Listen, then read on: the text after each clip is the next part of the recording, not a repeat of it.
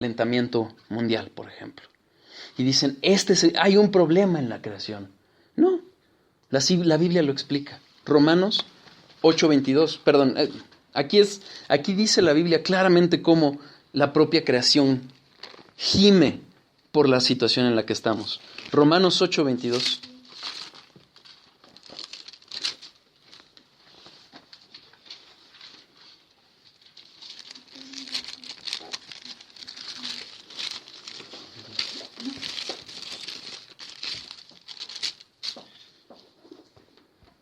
Porque sabemos que toda la creación gime a una, y a una está con dolores de parto hasta ahora. ¿Por qué está con dolores de parto? ¿Por qué gime esa creación? Lo que la ciencia no se explica, este desorden, esta forma en que la materia se está agotando, desintegrando y que finalmente se acabará, la Biblia lo explica. ¿Por qué gime la creación? Por el pecado. La ciencia no encuentra una razón, la Biblia la da, el pecado. Esa es la causa del desorden, esa es la causa por la que todo está decayendo. La Biblia es exacta. Por ejemplo, Job 26:7 dice que la tierra cuelga sobre la nada. ¿Cuántas teorías o interpretaciones o leyendas se decían de los elefantes cargando la tierra o de las tortugas cargando la tierra? No, Job es claro, está en la nada, por decirlo así, está dentro de un orden, está en el espacio. Job 38:22 habla de cómo cada copo de nieve es perfecto y irrepetible, y eso solo se iba a descubrir hasta que se pudo poner un copo de nieve debajo de un microscopio. El ciclo del agua. Hay un autor que se llama Martínez Gil que dice que la base está en Eclesiastés 1:7. Dice Eclesiastés 1:7.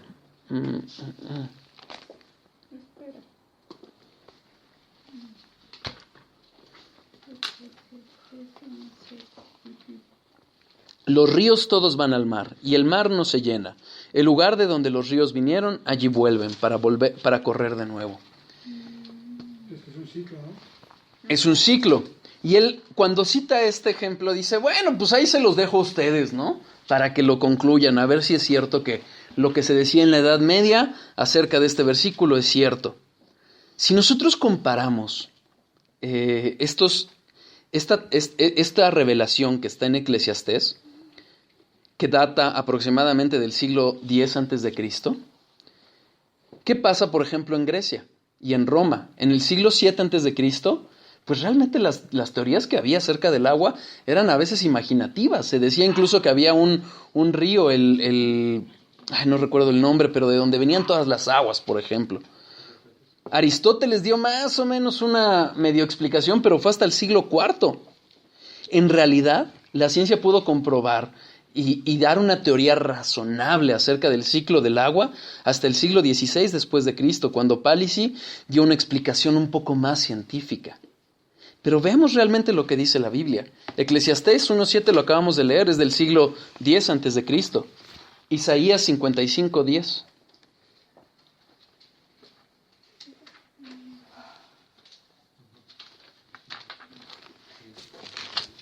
Isaías 55:10. 55:10. Porque como desciende de los cielos la lluvia y la nieve, y no vuelve allá, sino que riega la tierra y la hace germinar y producir, y da semilla al que siembra, y pan al que come. Amós 5:6. Isaías es del siglo 6 o 7 antes de Cristo. Amós es del siglo 8 antes de Cristo.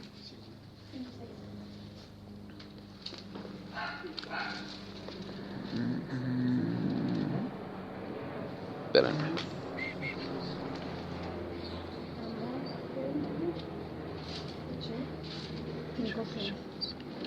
5:8, perdón. 5:8. Uh-huh. Buscad al que hace las Pléyades y el Orión, y vuelve las tinieblas en mañana, y hace oscurecer el día como noche, el que llama las aguas del mar y las derrama sobre la faz de la tierra. Jehová es su nombre. Fíjate cómo habla justamente de esa lluvia que lleva del mar y llueve sobre la tierra. Eso es del siglo 8 antes de Cristo. En Job 36, 27, 8. Job 36, 27, 8. Él atrae las gotas de las aguas al transformarse el vapor en lluvia, la cual destilan las nubes, goteando en abundancia sobre los hombres. O sea, y Job, estamos hablando de que probablemente Job existió aproximadamente junto con Abraham. Esto es entre el siglo XVII y el siglo XIX antes de Cristo. Incluso hay quien dice, bueno, lo escribió Moisés, siglo XV antes de Cristo. Quizás Salomón, siglo X antes de Cristo. Y esta realidad está revelada. Lo que al hombre le llevó siglos, aquí está revelado en la Biblia. Es inerrante la Biblia. Geología, geodesia, meteorología, fisiología, biología, antropología, astronomía, hidrología. Cuando la Biblia habla, es exacta. ¿Pero Job quién lo escribió? Como decía, hay quien dice que pudo ser el mismo Job, que fue aproximadamente entre el siglo XVIII y XIX antes de Cristo. Moisés puede ser en el siglo XV antes de Cristo. Salomón en el siglo X antes de Cristo. No se sabe. Okay. Pero lo que sí se piensa es que Job fue por aproximado alrededor de Abraham, que fue en ese tiempo. Okay. O sea, es un libro muy antiguo. Y ya trae esas verdades reveladas de la nieve acerca del ciclo del agua. Entonces, es irreal. Esto no puede provenir del hombre. ¿Me explicó? Veamos unas profecías, por ejemplo. En Ezequiel 26 a 28 viene la destrucción de Tiro. Tiro era una fortaleza fenicia, en donde hoy está Palestina. Veamos la causa de la destrucción. Ezequiel 26, 2. Ezequiel 26, 2.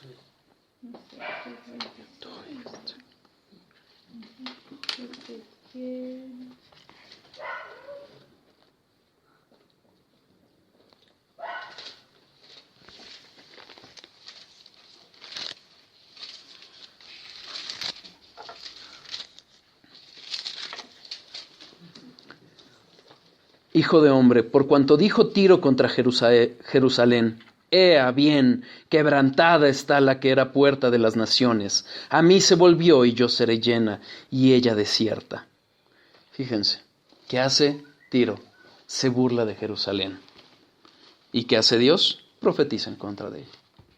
Vamos al versículo 7.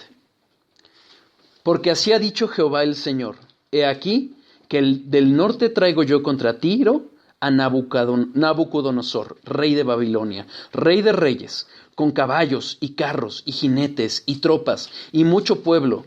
Matará a espada a tus hijas que están en el campo, y pondrá contra ti torres de sitio, y levantará contra ti baluarte, y escudo afirmará contra ti. Y pondrá contra ti arietes contra tus muros, y tus torres destruirá con hachas. Por la multitud de sus caballos te cubrirá el polvo de ellos. Con el estruendo de sus caballos, de su caballería, y de las ruedas y de los carros temblarán tus muros, cuando entre por tus puertas como por portillos de ciudad destruida. Con los cascos de sus caballos hollará todas tus calles. A tu pueblo matará a filo de espada, y tus fuertes columnas caerán a tierra, y robarán tus riquezas y saquearán tus mercaderías. Arruinarán tus muros, y tus casas preciosas destruirán, y pondrán tus piedras y tu madera, y tu polvo en medio de las aguas. Y haré cesar el estrépito de tus canciones, y no se oirá más el son de tus cítaras, y te pondré como una peña lisa, tendedero de redes serás, y nunca más serás edificada, porque yo Jehová he hablado, dice Jehová el Señor. Así ha dicho Jehová el Señor a Tiro.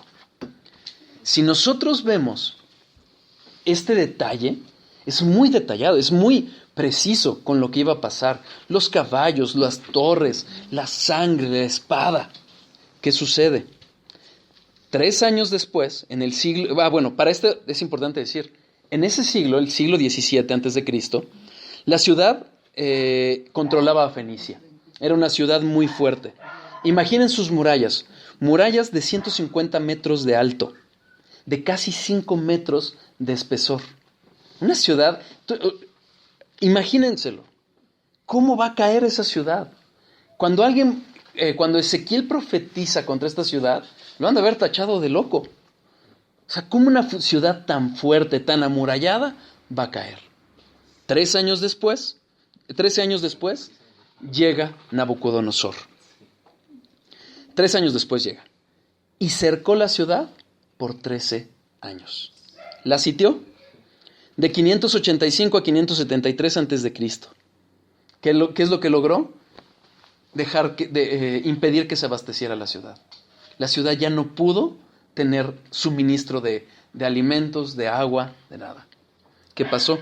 La gente se empezó a morir. La ciudad se rindió. Entonces, ¿qué hizo Nabucodonosor?